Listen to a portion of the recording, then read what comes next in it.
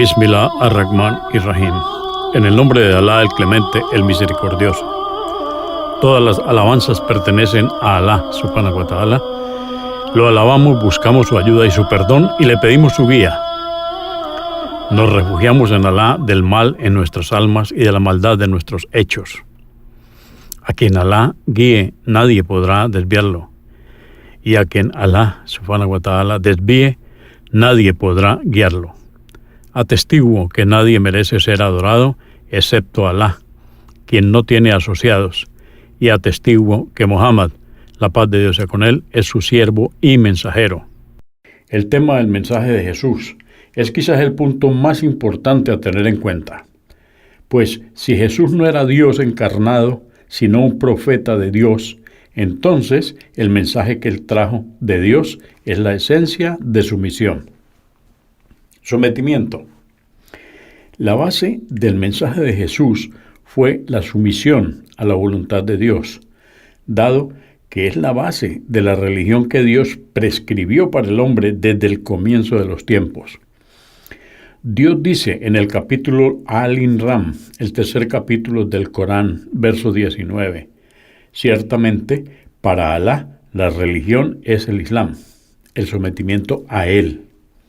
En árabe, la sumisión a la voluntad de Dios está expresada por la palabra Islam.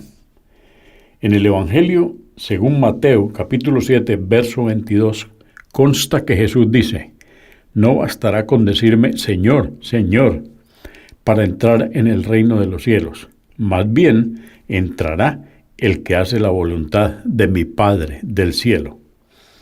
Con esas palabras, Jesús hace énfasis en la voluntad de mi Padre, entre comillas. Sometimiento de la voluntad humana a la voluntad de Dios. En Juan, capítulo 5, verso 30, se narra que Jesús también dijo: yo no puedo hacer nada por mi cuenta, sino que juzgo conforme a lo que escucho. Así, mi juicio es recto, porque no busco mi voluntad, sino la voluntad de aquel que me envió. La ley. La voluntad de Dios está contenida en las leyes divinamente reveladas que los profetas les enseñaron a sus seguidores. En consecuencia, la obediencia a la ley divina es la base de la adoración.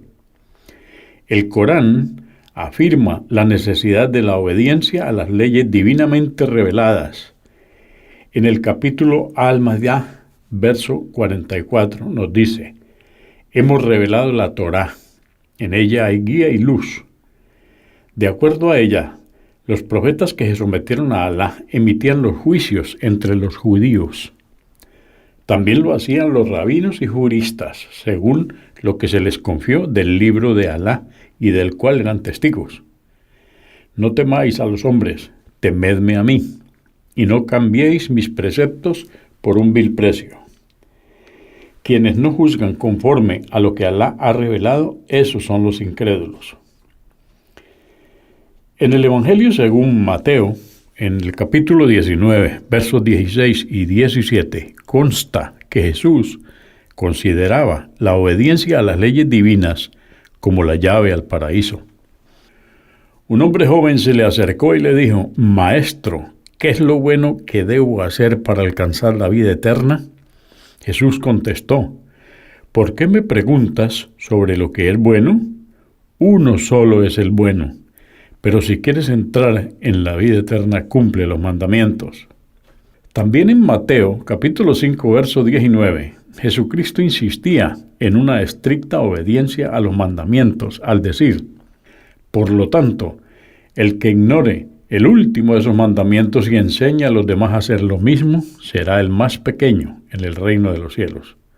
En cambio, el que los cumpla y los enseñe, será grande en el reino de los cielos. La ley divina representa una guía para la humanidad en todos los aspectos de la vida.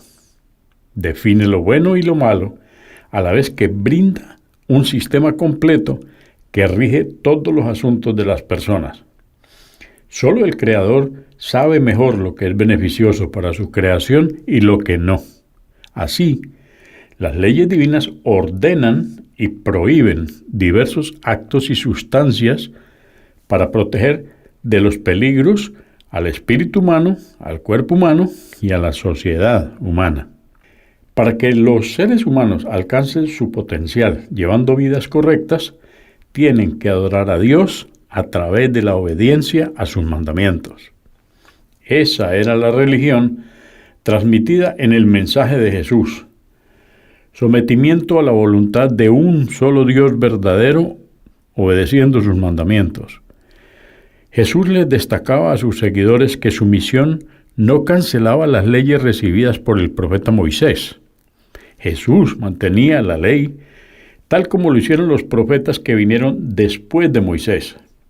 El capítulo Al-Maidá, versículo 46 del Corán, indica que Jesús confirmó las leyes de la Torá en su mensaje.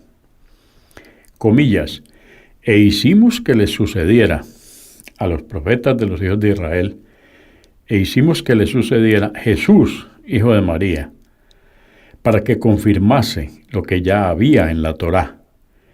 Les revelamos el Evangelio en el que hay guía y luz como corroboración de lo que ya había en la Torá, así también como guía y exhortación para los piadosos. Recordemos que la Torá fue el libro revelado a Moisés para los judíos. En Mateo capítulo 5, versos 17 y 18, Jesús dice lo siguiente: no crean que he venido a suprimir la ley o los profetas. He venido no para deshacer, sino para llevar a la forma perfecta. En verdad les digo, mientras dure el cielo y la tierra, no pasará una letra o una coma de la ley hasta que todo se realice.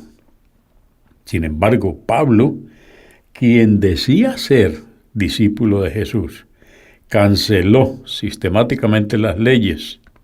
En su carta a los Romanos, capítulo 7, verso 6, dice lo siguiente: pero ahora hemos muerto a lo que nos tenía aprisionados, y la ley ya no vale para nosotros. Ya no estamos sirviendo a una ley escrita, cosa propia del pasado, sino al Espíritu. Esto es lo nuevo, así decía Pablo. Unitarianismo.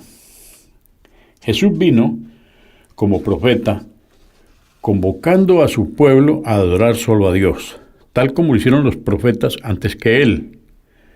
Dios, en el capítulo An-Nal del Corán, capítulo 16, verso 36, dice: por cierto que enviamos a cada nación un mensajero para que les exhortase al adorar a Alá y a evitar el seductor. En Lucas capítulo 3, verso 8, el demonio le pide a Jesús que lo adore, prometiéndole la autoridad y la gloria de todos los reinos de este mundo. Produzcan los frutos de una sincera conversión, pues no es el momento de decir: nosotros somos hijos de Abraham. Yo les aseguro que Dios puede sacar hijos de Abraham también de estas piedras. Por lo tanto, la esencia del mensaje de Jesús es que solo Dios merece ser adorado y que la adoración de cualquier otra persona o cosa aparte de Dios o junto con Él es falsa. Jesús no solo llamó a su pueblo a este mensaje, sino que también lo demostraba en la práctica, inclinándose para adorar solo a Dios.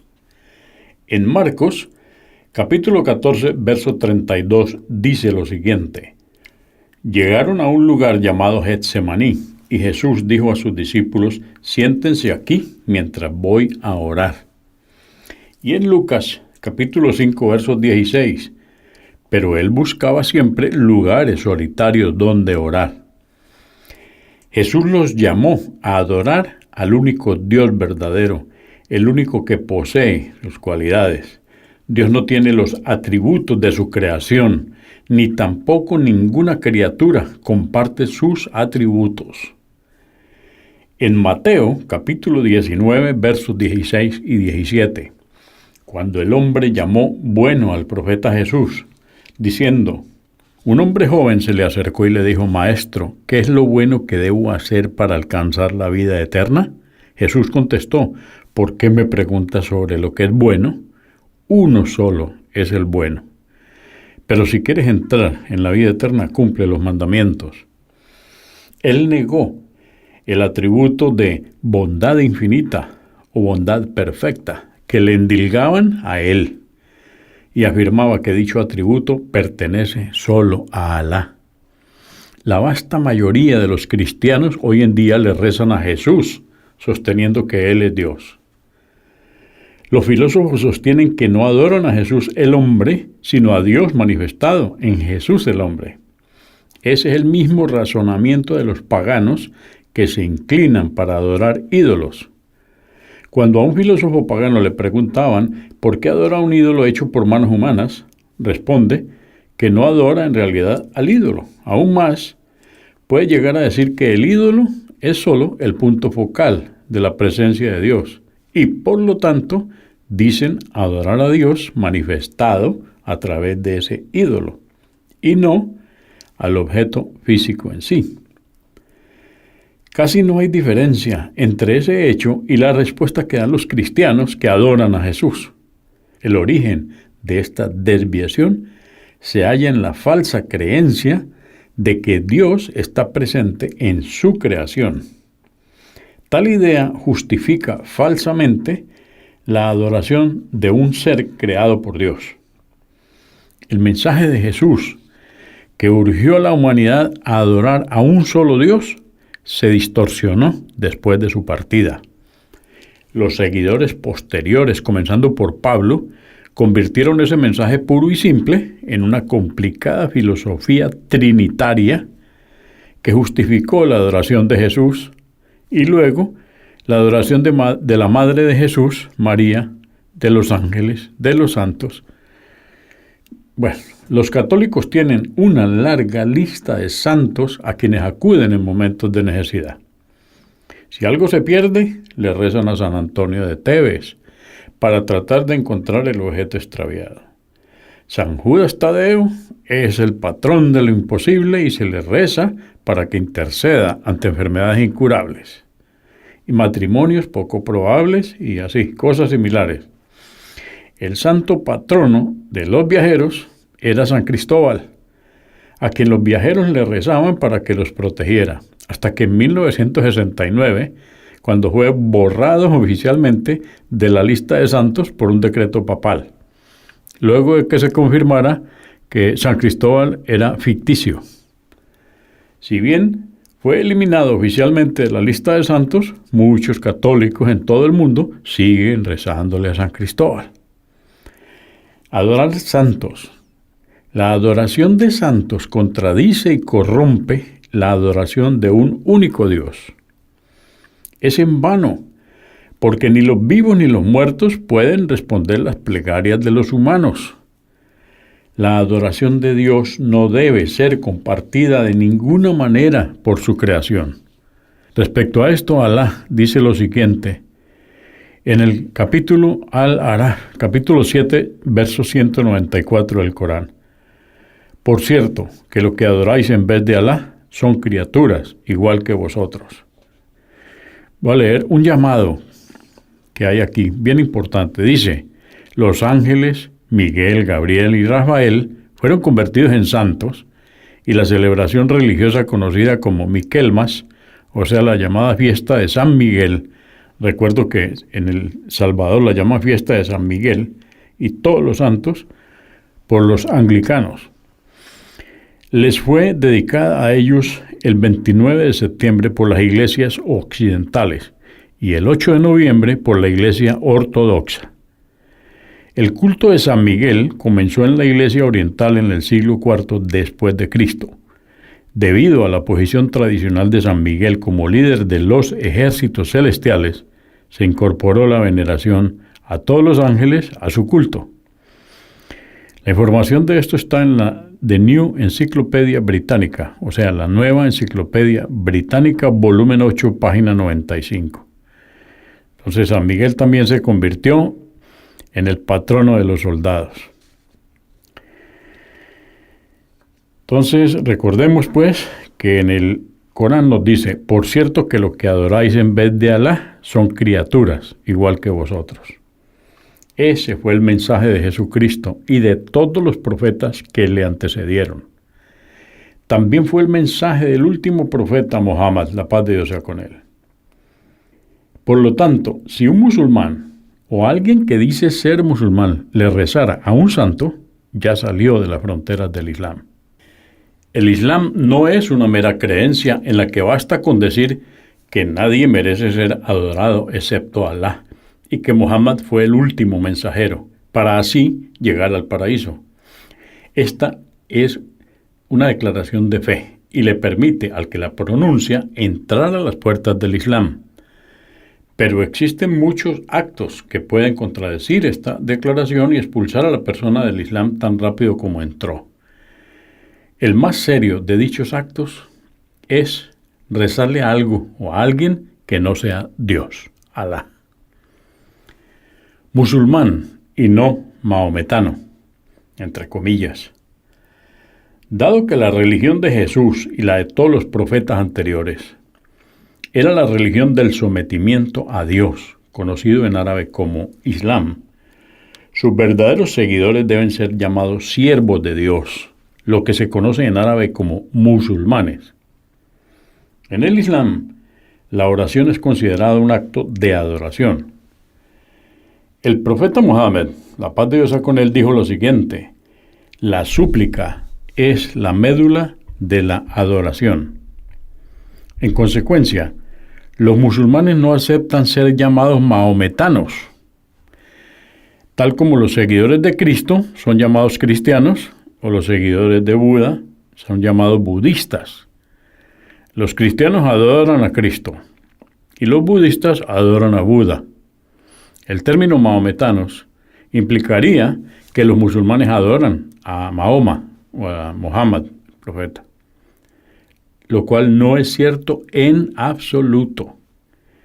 En el Corán, Dios escogió el nombre musulmán para todos los que de verdad siguen a Dios. El nombre musulmán en árabe significa el que se somete a la voluntad de Dios. Esta es la religión monoteísta, nos dice el Corán en el capítulo 22, verso 78. Esta es la religión monoteísta de vuestro padre Abraham. Él os llamó musulmanes anteriormente y también fueron llamados así en esta revelación. En consecuencia, la esencia del mensaje de Jesús era que el hombre debe adorar solo a Dios. No debe ser adorado a través de su creación de ninguna manera. Por lo tanto, su imagen no puede ser pintada, tallada ni dibujada. Él está más allá de la comprensión humana. En cuanto a las imágenes, Jesús rechazaba la práctica pagana de confeccionar imágenes de Dios. Él sostenía la prohibición mencionada en la Torá, Éxodo 20, verso 4. No te harás estatua ni imagen alguna de lo que hay arriba en el cielo y abajo en la tierra. Por lo tanto, el uso de imágenes religiosas, llamadas íconos, recibió una fuerte oposición por parte de la primera generación de estudiosos cristianos. Sin embargo, con el tiempo, la tradición griega y romana de confeccionar imágenes y mostrar a Dios con forma humana terminó por imponerse. La prohibición existe para evitar el eventual deterioro de la adoración de Dios, que terminará por convertirse en la adoración de su creación. Una vez que un ser humano confecciona una imagen mental de Dios, de hecho, esa persona está intentando hacer a Dios como su creación, porque la mente humana solo puede imaginar las cosas que ha visto. Es finita y Dios no puede ser visto en esta vida. Los cristianos, con su tradición de adorar a través de imágenes, a menudo cuestionan cómo puede adorarse a Dios sin verlo. Dios debe ser adorado según el conocimiento de sus atributos, los cuales fueron revelados en las auténticas escrituras. Por ejemplo, Alá se describe a sí mismo en el Corán como el misericordioso, Por lo tanto, sus devotos deben reflexionar sobre la misericordia de Dios y darle gracias por la misma. También deben contemplar la naturaleza de su misericordia hacia ellos y hacia otros seres humanos. De igual manera, Alá se refiere a sí mismo como el perdonador. Por lo tanto, sus devotos deben acudir a Él arrepentidos y no perder la esperanza cuando cometen pecados. También deben agradecer el perdón de Dios perdonando a otros seres humanos. Hagamos una consideración que está aquí al pie de página. Dice: en la primera iglesia, la confección y veneración de retratos de Cristo y los santos fue rechazada constantemente. El uso de íconos, no obstante, siguió ganando popularidad, especialmente en las provincias orientales del Imperio Romano. Hacia el fin del siglo VI después de Cristo y principios del VII, los tales íconos se convirtieron en el objeto de un culto alentado oficialmente, a menudo con implicaciones supersticiosas, y su animación. La oposición a dichas prácticas se hizo notoria en Asia Menor. En el año 726, el emperador bizantino Leo III se opuso públicamente a los íconos, y en el 730 se prohibió oficialmente su uso. Esto llevó a la persecución contra los devotos, que alcanzó una amplia repercusión en el reino del sucesor de Leo, Constantino V. Esto es entre los años 741 y 775 después de Cristo. Sin embargo, en el año 787 la emperatriz Irene convocó el séptimo el Consejo Ecuménico en Nicea, en el cual se condenó el iconoclasmo y se restableció el uso de imágenes. Los iconoclastas recuperaron el poder en 814, después de la asunción al trono de Leo V, y se volvió a prohibir el uso de íconos en un consejo, en el año 815 después de Cristo. El segundo período iconoclasta terminó con la muerte del emperador Teófilo en el año 842. En el año 843, su viuda restauró la veneración de íconos y se celebró un evento en la Iglesia Ortodoxa Oriental, conocido como la Fiesta de la Ortodoxia. Toda esta información está en la Nueva Enciclopedia Británica, volumen 6, página 237. Profecía. Parte del mensaje del profeta Jesús fue informar a sus seguidores que vendría un profeta después de él. Así como Juan el Bautista anunció la llegada de Jesucristo, el profeta Jesús, a su vez, anunció la llegada del último de los profetas de Dios, el profeta Mohammed. En el Corán, capítulo 61, verso 6, Dios cita la profecía de Jesús sobre el profeta Mohammed, la paz de Dios sea con él. Dice así: y cuando Jesús, hijo de María, dijo: oh hijos de Israel, yo soy el mensajero de Alá, enviado a vosotros para corroborar la Torá y anunciar a un mensajero que vendrá después de mí, llamado Ahmed. Este era uno de los nombres del profeta Mohammed, la paz de Dios sea con él. También hay algunas referencias en los evangelios que parecen referirse a la llegada del profeta Mohammed, la paz y bendiciones de Dios sean con él.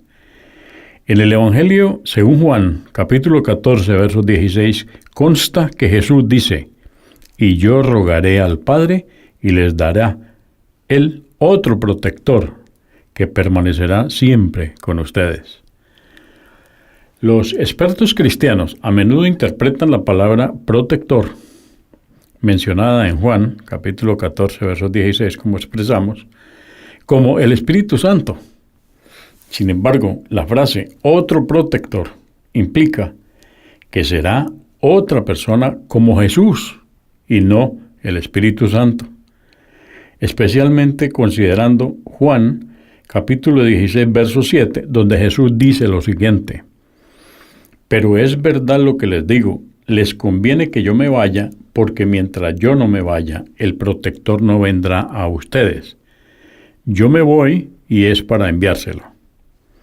El término protector no puede referirse aquí al Espíritu Santo, porque según los evangelios, el Espíritu Santo ya estaba presente en el mundo antes del nacimiento de Jesús, como también durante su ministerio. Este verso implica que el protector aún no había llegado. Aquí hay un llamado y lo voy a mencionar. La palabra griega parakletos se traduce como comforter en la versión King James y como advocate o helper en otras traducciones al inglés, advocate y helper. Parakletos significa el que suplica por la causa de otro o el que aconseja a otro preocupado por el bienestar ajeno. Ver Juan capítulo 14 verso 26. En adelante, el Espíritu Santo, el intérprete que el Padre les va a enviar en mi nombre, les enseñará todas las cosas y les recordará todo lo que yo les he dicho. Sin embargo, en Juan capítulo 4, verso 1, se utiliza el término espíritu para referirse al profeta. Queridos míos, no se fíen de cualquier inspiración. Examinen los espíritus para ver si vienen de Dios, porque andan por el mundo muchos falsos profetas. En español, la palabra otro puede significar otro de la misma clase o otro de otra clase. El texto griego del Nuevo Testamento utiliza la palabra alon, con doble L, alon, que es el acusativo masculino de alos, significa, entre comillas, otro de la misma clase. La palabra griega que significa otro de la misma clase es héteros, pero el Nuevo Testamento no utiliza esta palabra en Juan capítulo 14, versos 16. Esto está en Jesús, un profeta del Islam, en las páginas 15 y 16. La declaración de Jesús de que el profeta protector permanecerá junto a ustedes por siempre puede interpretarse como que no habría necesidad de que más profetas sucedieran a este protector. Él sería el último de los profetas de Dios, cuyo mensaje se conservaría hasta el final del mundo. La predicción que hizo Jesús sobre la llegada del profeta Mohammed, que la paz y las bendiciones de Dios sea sobre ambos, confirmó las profecías sobre el profeta Mohammed en la Torá. En Deuteronomio, capítulo 18, versos 18 y 19, está escrito que el Señor le dijo a Moisés: yo haré que se levante de en medio de sus hermanos un profeta, lo mismo que hice contigo. Yo pondré mis palabras en su boca, y él les dirá todo lo que yo mande. Si alguno no escucha mis palabras cuando habla el profeta de parte mía, yo mismo le pediré cuentas.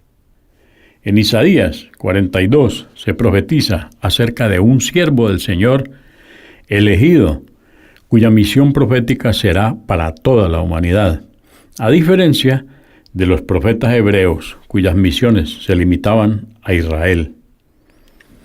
He aquí a mi siervo, a quien yo sostengo, mi elegido, al que escogí con gusto.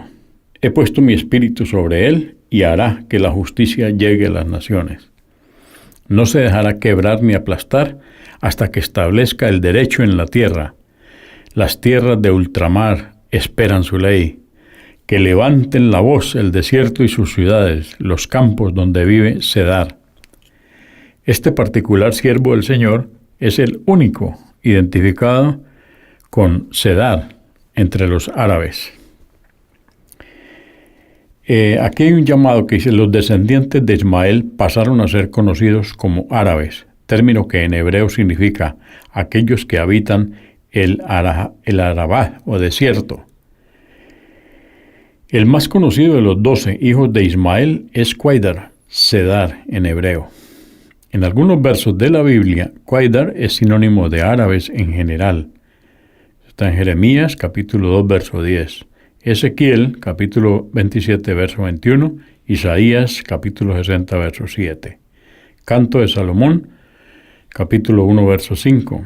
Jesús, un profeta del Islam, en la página 11. Después de haber visto hasta aquí en este mensaje sobre el verdadero mensaje de Jesús, ahora veamos este capítulo que se llama El Camino. El otro aspecto del mensaje del profeta Jesús fue su invitación a la gente a seguir su camino. Los profetas traían leyes divinas o confirmaban las traídas por profetas anteriores e invitaban a la gente a adorar a Dios obedeciendo las leyes divinamente reveladas. También les demostraban a sus seguidores cómo se debe vivir la ley. En consecuencia, también invitaban a quienes creían en ellos a seguir su camino como el camino correcto para acercarse a Dios. El principio está atesorado en el Evangelio según Juan, capítulo 14, verso 6. Jesús contestó: Yo soy el camino, la verdad y la vida. Nadie va al Padre sino por mí. Si bien los que adoran a Jesús suelen citar este verso como parte de la evidencia para su divinidad, Jesús no invitaba a las personas a adorarlo a Él en lugar de Dios, ni a adorarlo como Dios. Si estas palabras realmente fueron pronunciadas por Jesús, lo que significan es que uno no puede adorar a Dios excepto de la manera definida por los profetas de Dios. Jesús le recalcaba a sus discípulos que solo podían adorar a Dios en la manera que Él les había enseñado ya. En el Corán, en el capítulo 3, verso 31, Dios le revela al profeta Mohammed, la paz de Dios sea con él, que le instruye a la humanidad seguirlo si de verdad aman a Dios. Di: si verdaderamente amáis a Alá, seguidme, y Alá os amará y os perdonará los pecados. Alá es absolvedor misericordioso. El camino de los profetas es el único camino hacia Dios, porque fue prescrito por Dios mismo, y el objetivo de los profetas fue transmitir las instrucciones de Alá para la humanidad. Por lo tanto, todos los profetas les informaban a sus seguidores cómo adorar a Dios. Por otro lado, es incorrecto agregar a la religión algo que no fue enseñado por los profetas. Todo cambio realizado a la religión después de los profetas representa una desviación inspirada por Satán, en árabe Shaitán. En este sentido, el profeta Mohammed, la paz de Dios sea con él, dijo: todo aquel que agregue algo nuevo a la religión del Islam, Dios se lo rechazará. Aún más, cualquier persona que adore a Alá yendo en contra de las instrucciones de Jesús habrá adorado en vano. El camino de Jesús. Primero y principal, cabe destacar que Jesucristo, el Hijo de María, fue el último en la línea de profetas judíos. Él vivió según la Torá, la ley de Moisés, y les enseñaba a sus seguidores a hacer lo mismo. En Mateo, capítulo 5, versos 17 a 18, Jesús dijo lo siguiente: no crean que he venido a suprimir la ley o los profetas. He venido no para deshacer, sino para llevar a la forma perfecta. En verdad les digo, mientras dure el cielo y la tierra, no pasará una letra o una coma de la ley hasta que todo se realice. Lamentablemente, unos 5 años después del fin del ministerio de Jesús, un joven rabino conocido como Saúl de Tarso, quien decía haber visto a Jesús en una visión, comenzó a cambiar el camino de Jesús. Este era Pablo. Pablo era su nombre en romano. Él se llamaba Saúl de Tarso. Tenía un considerable respeto por la filosofía romana y hablaba con orgullo de su ciudadanía romana. Su convicción era que los no judíos que se convirtieran en cristianos no deberían llevar la carga de la Torá en ningún sentido. El autor de Hechos de los Apóstoles, capítulo 13, verso 39, cita a Pablo diciendo: quien cree en este Jesús es liberado de todo esto, las obligaciones de la ley mosaica. Fue principalmente a través de los esfuerzos de Pablo que la iglesia comenzó a tomar su carácter no judío. Pablo escribió la mayor parte de las cartas del Nuevo Testamento, llamadas epístolas, las cuales son aceptadas por la iglesia como la doctrina oficial y la escritura inspirada. Estas cartas no conservan el Evangelio de Jesús, ni tampoco lo representan. Por el contrario, Pablo transformó las enseñanzas de Cristo en una filosofía helénica. Helénica quiere decir una filosofía greco-romana. Los siguientes son ejemplos de enseñanzas que el profeta Jesús seguía y enseñaba, pero que luego fueron abandonadas por la iglesia. Sin embargo, muchas de estas enseñanzas fueron revividas en el mensaje final del Islam, traído por el profeta Mohammed, la paz de Dios sea con él, y permanecen como parte fundamental de las prácticas religiosas musulmanas hasta el día de hoy. La circuncisión. Esto ya empezamos los ejemplos. Jesús era circuncidado o circunciso. Según el Antiguo Testamento, esta tradición comenzó con el profeta Abraham, quien no era ni judío ni cristiano, pero era el profeta. De él derivan los otros profetas de las religiones monoteístas. En Génesis, capítulo 17, versos 9 al 13, está escrito lo siguiente. Dijo Dios a Abraham: guarda mi alianza, tú y tus descendientes después de ti, de generación en generación. Esta es mi alianza contigo y con tu raza después de ti, que ustedes deberán guardar. Todo varón entre ustedes será circuncidado. Ustedes cortarán el prepucio, y esta será la señal de la alianza entre yo y ustedes. En adelante y para siempre, todo varón entre ustedes deberá ser circuncidado a los 8 días después de su nacimiento, tanto el nacido en tu casa como el extranjero que haya sido comprado como esclavo. Sea que hayan nacido en tu casa o hayan sido comprados como esclavos, deberán ser circuncidados. Esta alianza mía, grabada en la carne de ustedes, es una alianza perpetua. Repito, esto está en Génesis, capítulo 17, versos 9 al 13. El Evangelio según Lucas, capítulo 2, verso 21, dice: cumplidos los 8 días, circuncidaron al niño y le pusieron el nombre de Jesús, nombre que había indicado el ángel antes de que su madre quedara embarazada. En consecuencia, ser circuncidado era parte del camino de Jesús. Sin embargo, la mayoría de los cristianos de la actualidad no están circuncidados debido al pensamiento impuesto por Pablo. Él decía que la circuncisión consistía en la circuncisión del corazón. En su carta a los Romanos, capítulo 2, verso 29, Pablo escribió lo siguiente: ser judío es una realidad íntima y la circuncisión debe ser la del corazón, obra espiritual y no cuestión de leyes escritas. En su carta a los Gálatas, capítulo 5, verso 2, escribió: yo, Pablo, se lo digo, si ustedes se hacen circuncidar, Cristo ya no les servirá de nada. Esa era la interpretación falsa de Pablo. Por otro lado, Jesús no estaba circuncidado en el corazón, ni tampoco hablaba de la circuncisión del corazón. Él mantenía el acuerdo eterno y estaba circuncidado en la carne. Por lo tanto, una parte importante a la hora de seguir el camino de Jesús es la circuncisión.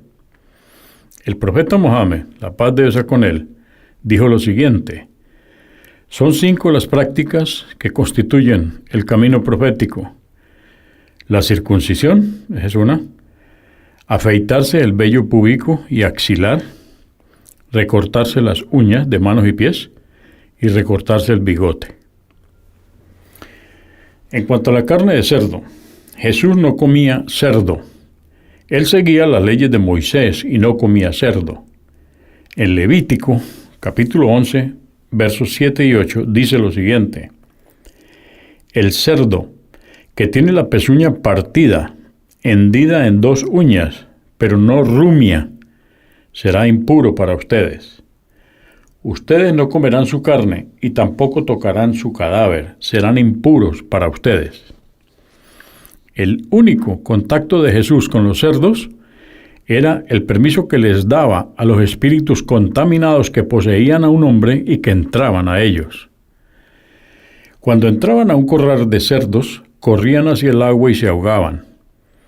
No obstante, la mayoría de los que se denominan cristianos de hoy en día no solo comen cerdo, sino que lo adoran de tal manera que lo han hecho objeto de rimas. Por ejemplo, este cerdito fue al mercado, y cuentos infantiles, como Porky, los 3 cerditos. Porky es una caricatura muy popular y hace poco se realizó un largometraje sobre un cerdo llamado Baby. Por lo tanto, se puede decir que quienes dicen ser seguidores de Cristo, en realidad no están siguiendo el camino de Cristo. En la ley islámica, la prohibición de comer cerdo y sus productos se ha mantenido estrictamente desde los tiempos del profeta Mohammed, la paz de Dios sea con él, hasta el día de hoy. En el Corán, en el capítulo 2, verso 173, Dios dice: se os ha prohibido beneficiaros la carne del animal muerto por causa natural, la sangre, la carne de cerdo, la del animal que haya sido sacrificado invocando otro nombre que no sea el de Alá. Pero si alguien se ve forzado a ingerirlos por hambre, sin intención de pecar ni excederse, no será un pecado para él. Ciertamente Alá es absolvedor, indulgente. La sangre. Jesús tampoco comía nada que contuviera sangre, ni tampoco comía sangre. Dios le instruyó al profeta Moisés en la Torá, en Deuteronomio capítulo 12, verso 16. Cuiden tan solo de no comer la sangre, sino que la derramarán en la tierra como se derrama el agua. Y en Levítico capítulo 19, verso 26. No coman nada de carne que contenga sangre. No practiquen la hechicería ni la astrología. Esta prohibición se ha conservado hasta hoy en la revelación final, el Corán, en el capítulo 6, verso 145. Dios le dice al profeta Mohammed, la paz de Dios sea con él: di, no encuentro en lo que me ha sido revelado otra cosa que se prohíba comer, salvo la carne del animal muerto por causa natural, la sangre derramada, la carne de cerdo, porque es una inmundicia vedada, y la carne de todo animal que por desvío haya sido sacrificado invocando otro nombre que no sea el de Alá. Por lo tanto, los ritos particulares de sacrificio fueron prescritos por Dios para todos los pueblos a los que se enviaron profetas, para asegurar que se eliminara la mayor cantidad de sangre de los animales sacrificados y recordarles a los seres humanos la generosidad de Dios. El Corán se refiere a estas instrucciones en el capítulo 22, verso 34, de la siguiente manera: por cierto que hemos prescrito a cada nación sus ritos. Recordad el nombre de Alá al sacrificar las reses que os proveímos. Esto se dice Bismillah, sin mostrarle al animal el cuchillo del sacrificio. Se dice Bismillah. También hoy sabemos que por el principio el animal que muere nervioso secreta una cantidad de adrenalina que nos afecta también una vez que consumimos su carne con su sangre. Jesús y sus primeros seguidores cumplían con el método correcto de sacrificio mencionando el nombre de Dios y cortando la vena yugular del animal al degollarlo, para permitir que el corazón bombeara hacia afuera la sangre. Sin embargo, los cristianos de la actualidad no le dan importancia a los métodos de sacrificio tal como están prescritos por Dios. Me permito aquí hacer una aclaración. en este siglo XXI, y estamos hablando hoy, en este mes de marzo del año 2007. Cuando ustedes vayan a los mercados y quieran encontrar la carne de animales que han sido sacrificados como Dios manda, dice carne halal, halal con H. Esta es la carne que se consume por parte de los musulmanes.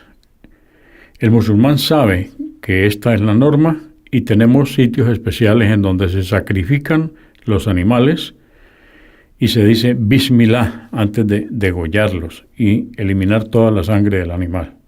Entonces, carne halal. Los judíos, si lo hacen, esa va a ser kosher. En cuanto al alcohol, Jesús se consagró a Dios y por lo tanto se abstenía de consumir bebidas alcohólicas, según las instrucciones plasmadas en Números, capítulo 6, versos 1 al 4. Yahvé dijo a Moisés: di a los hijos de Israel, si un hombre o una mujer se consagra a Yahvé mediante el voto de nazireato, no beberá ni vino ni bebida alguna que pueda embriagar, ni vinagre hecho de vino o de otra bebida embriagante cualquiera, ni tampoco jugo alguno exprimido de uvas. No comerá uvas frescas ni pasas. Todo el tiempo que sea nazireo, no comerá fruto alguno de la vid, desde los granos hasta el ollejo. En el Corán, en el capítulo 5, verso 90, Alá prohíbe tajantemente los embriagantes. Oh creyentes, el vino, los juegos de azar, los altares, sobre los cuales eran degollados los animales como ofrenda para los ídolos, y también consultar la suerte valiéndose de flechas, son una obra inmunda de Satanás. Absteneos de ello y así obtendréis el éxito. En cuanto al milagro de convertir agua en vino, solo aparece en el Evangelio de Juan, el cual contradice de manera consistente a los otros 3 evangelios. Como mencionamos anteriormente, el Evangelio de Juan fue considerado como hereje por la primera iglesia, mientras que los otros 3 evangelios fueron considerados evangelios sinópticos, porque sus textos contenían un tratamiento similar de la vida de Jesús. En consecuencia, los estudiosos del Nuevo Testamento han expresado dudas sobre la autenticidad de este incidente: convertir el agua en vino. Ablución antes de la oración. Antes de realizar la oración formal, Jesús solía lavar sus extremidades, según las enseñanzas de la Torá. Moisés y Aarón hacían lo mismo, según Éxodo capítulo 40, versos 30 y 31. Dice: puso la pileta entre la tienda de las citas y el altar y echó agua en ella para las abluciones. Aarón y sus hijos se lavaron en ella las manos y los pies. En el Corán, en el capítulo 5, verso 6, dice: la ablución para la oración se prescribe de la siguiente manera: oh creyentes, cuando os dispongáis a hacer la oración, lavaos el rostro y los brazos hasta el codo, pasaos las manos por la cabeza y lavaos los pies hasta el tobillo.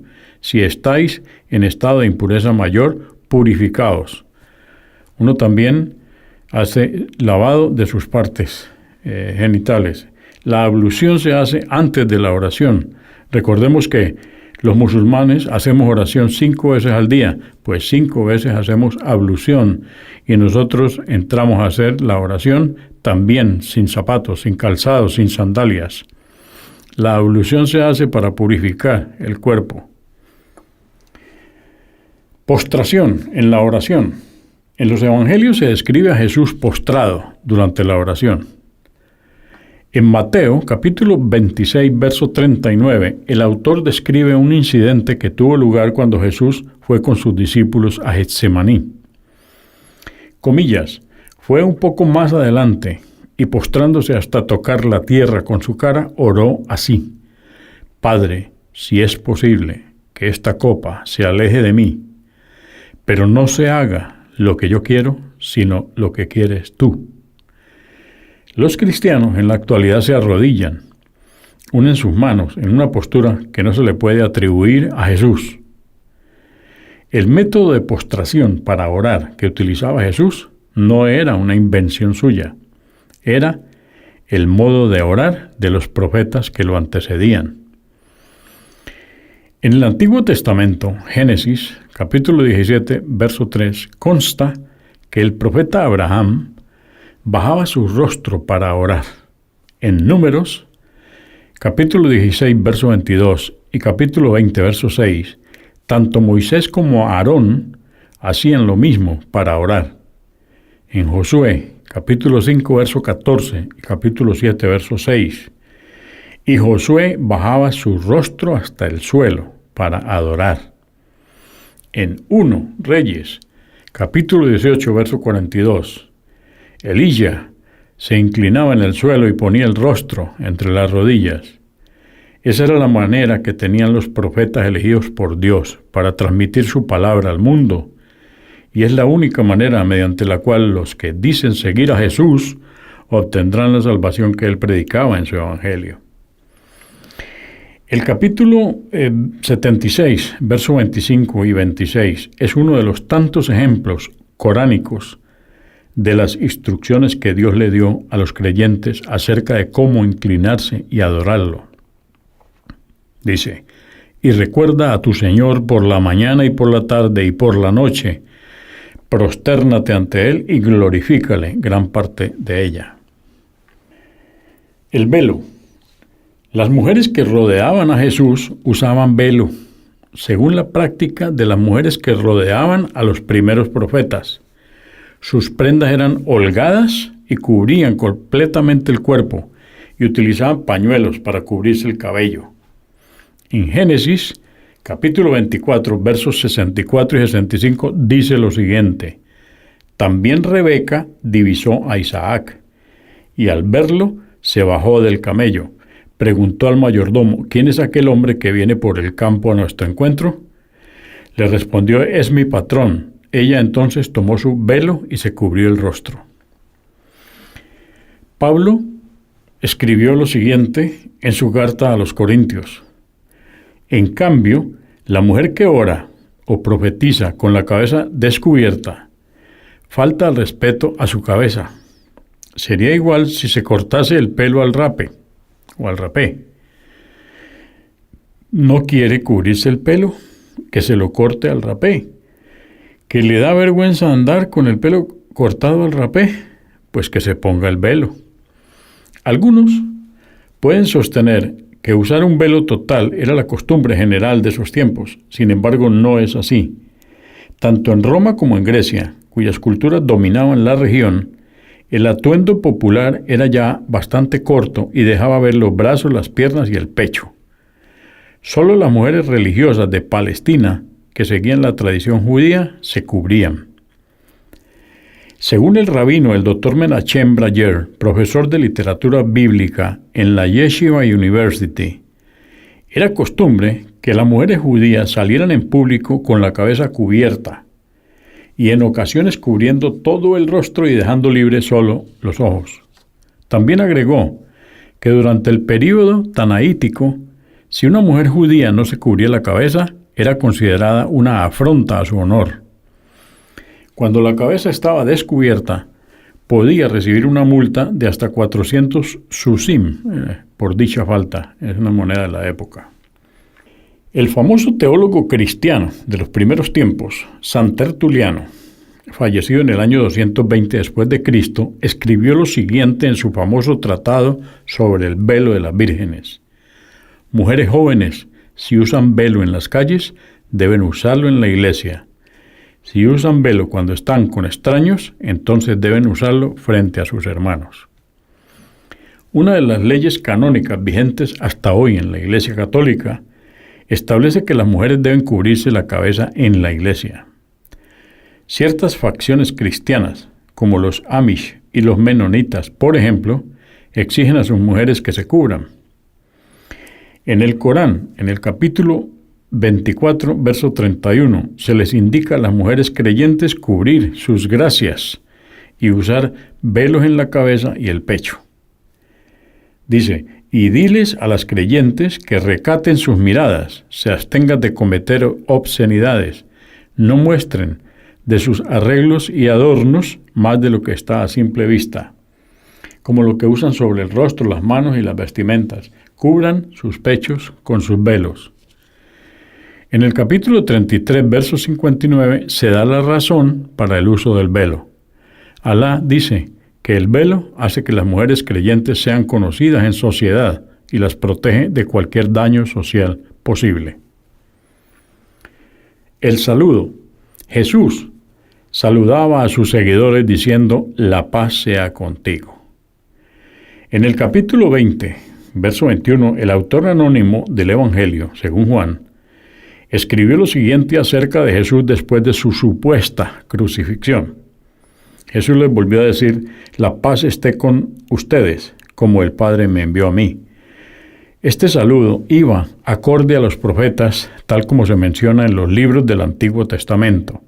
Por ejemplo, en 1 Samuel, capítulo 25 y 26, el profeta David les dio estas instrucciones a los emisarios que envió a Nabal.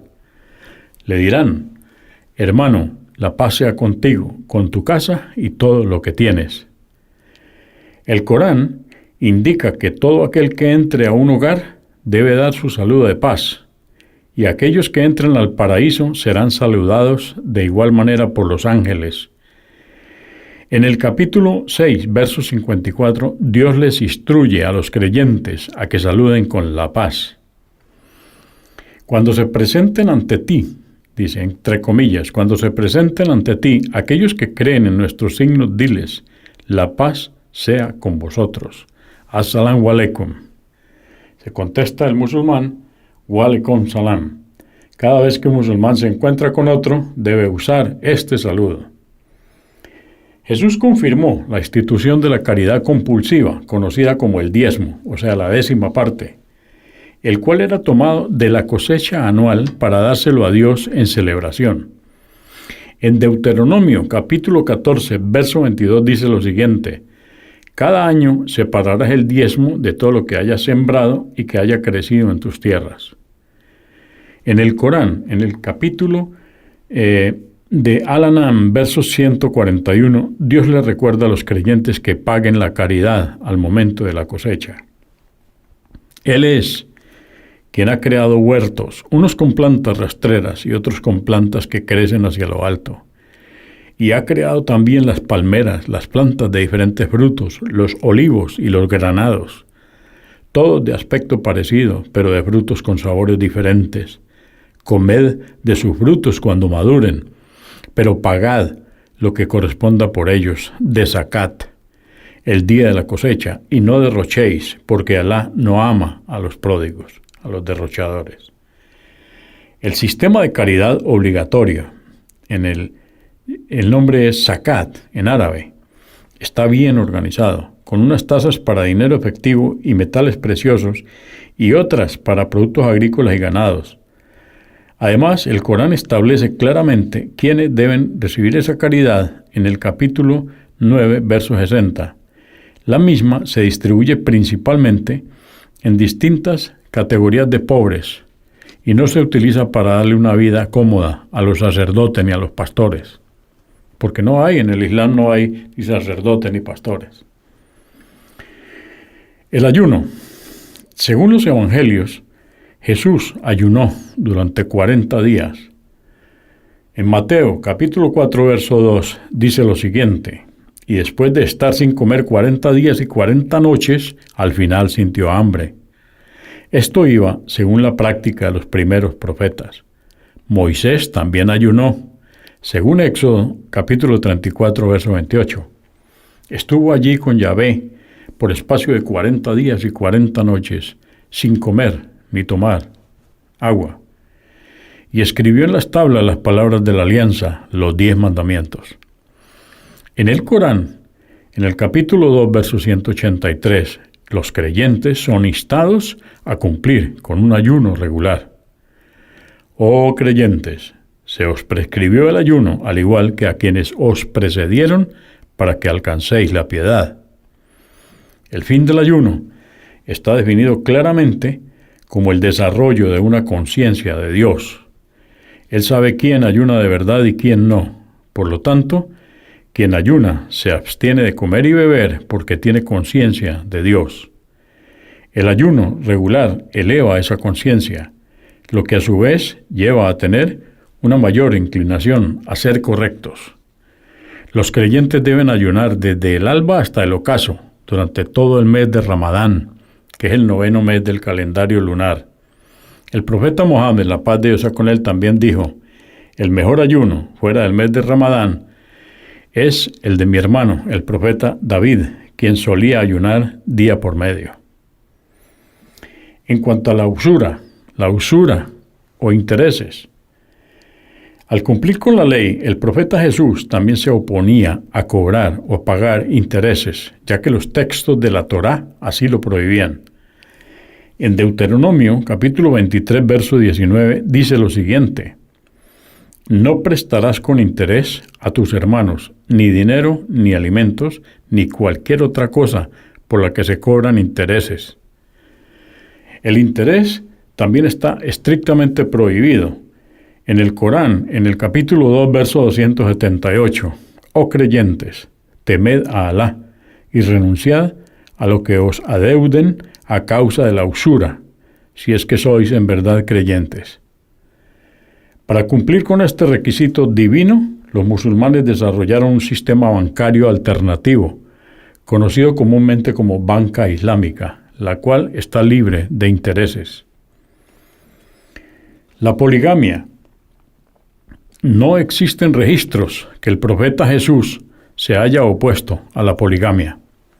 Si así fuera, lo que condenaba era la práctica de los profetas que lo antecedieron.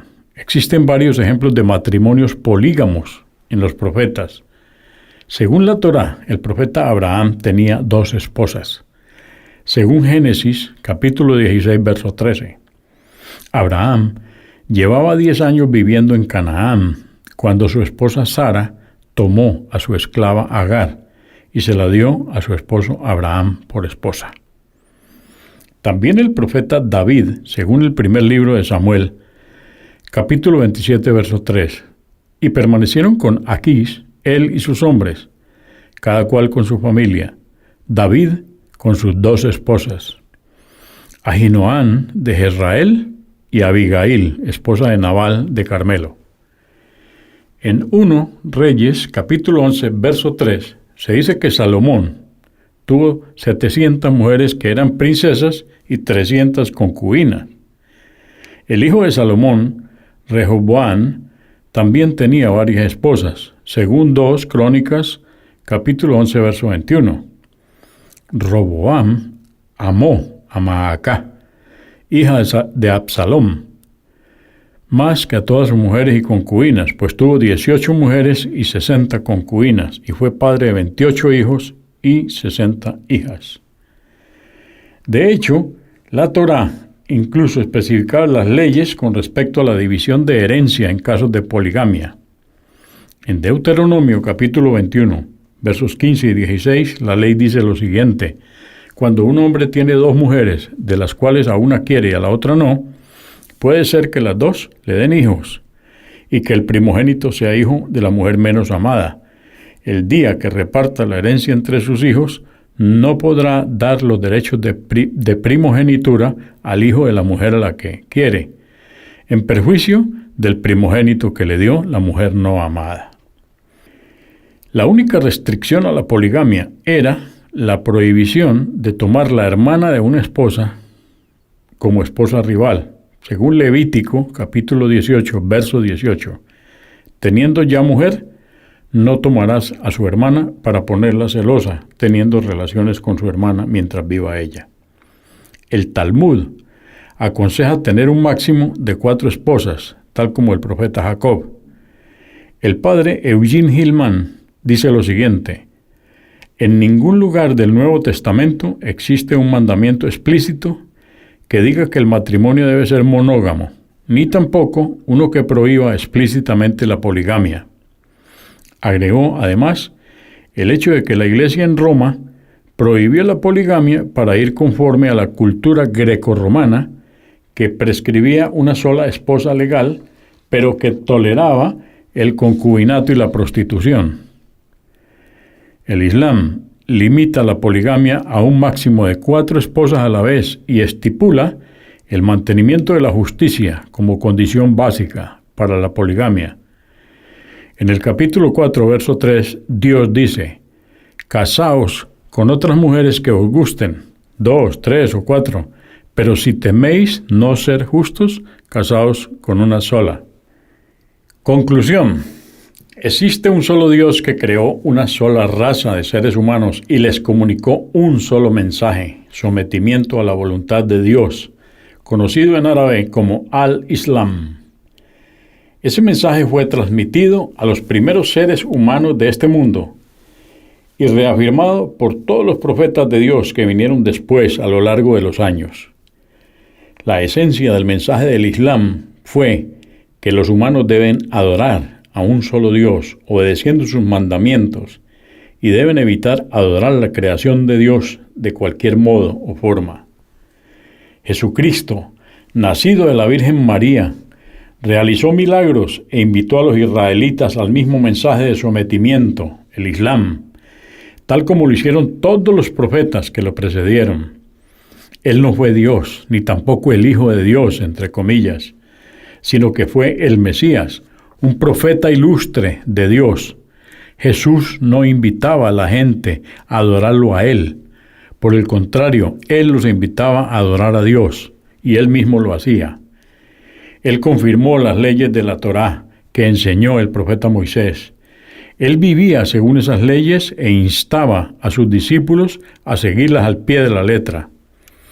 Antes de su partida les informó a sus seguidores acerca del último profeta, el profeta Mohammed, la paz de Dios sea con él, de Arabia, quien vendría tras él, y los invitó a cumplir sus enseñanzas.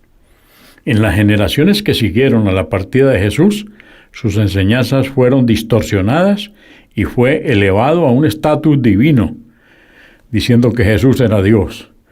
6 siglos después, con la llegada del profeta Mohammed, la paz de Dios sea con él, se dijo la verdad sobre Jesucristo y se la conservó eternamente en el libro de la divina revelación, el Corán.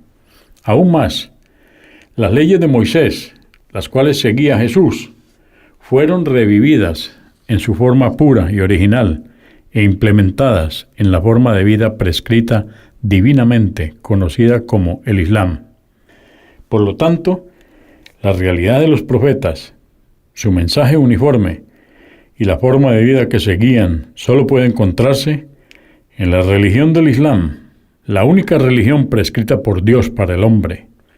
Aún más, solo los musulmanes siguen hoy las verdaderas enseñanzas de Jesús.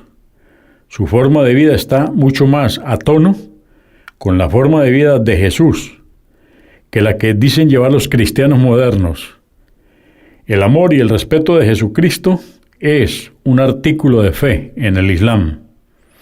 Alá destacó la importancia de creer en Jesús en numerosos pasajes del Corán. Por ejemplo, en el capítulo 4, verso 159, Dios dice: entre la gente del libro no habrá nadie que no crea en Él, en Jesús, antes de su muerte, o sea, después de descender otra vez a la tierra. El día de la resurrección atestiguará contra ellos. Finalmente, debemos hacer aquí un mensaje sobre el regreso de Jesús. Incluso el esperado regreso de Jesús, el cual los cristianos esperan, es parte de la fe islámica. Sin embargo, Él no regresará para juzgar al mundo como creen los cristianos modernos, porque el juicio es algo que solo pertenece a Dios. El Corán enseña que Jesús no fue crucificado, sino que Dios lo elevó, vivo, a los cielos. El Corán dice: y dijeron, hemos matado al Mesías, Jesús, hijo de María, el mensajero de Alá, pero no le mataron ni le crucificaron, sino que se les hizo confundir con otro a quien mataron en su lugar. Quienes discrepan sobre él tienen dudas al respecto.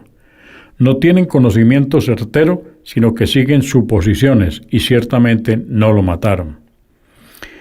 Otra de las cosas que el profeta Mohammed, la paz de Dios sea con él, dijo acerca del regreso del profeta Jesús es la siguiente: no habrá profeta entre yo y Jesús, y él regresará. Cuando regrese, lo conocerán. Será un hombre de contextura fuerte y piel rojiza, y descenderá con un atuendo de 2 piezas. Luchará con la gente para establecer el Islam y romperá la cruz, matará al cerdo y cancelará el jizya. El jizya es un impuesto que se les cobraba a los cristianos y judíos que vivían bajo gobierno musulmán en lugar del zakat, que es la caridad obligatoria, y del servicio militar. Entonces, él matará al cerdo, cancelará el jizya. Durante ese tiempo, Alá destruirá todas las religiones, excepto el Islam, y matará al falso Cristo. Jesús permanecerá en la tierra durante 40 años, y cuando muera, los musulmanes rezarán la oración fúnebre por él. El regreso de Jesús será una de las señales de la llegada del día del juicio.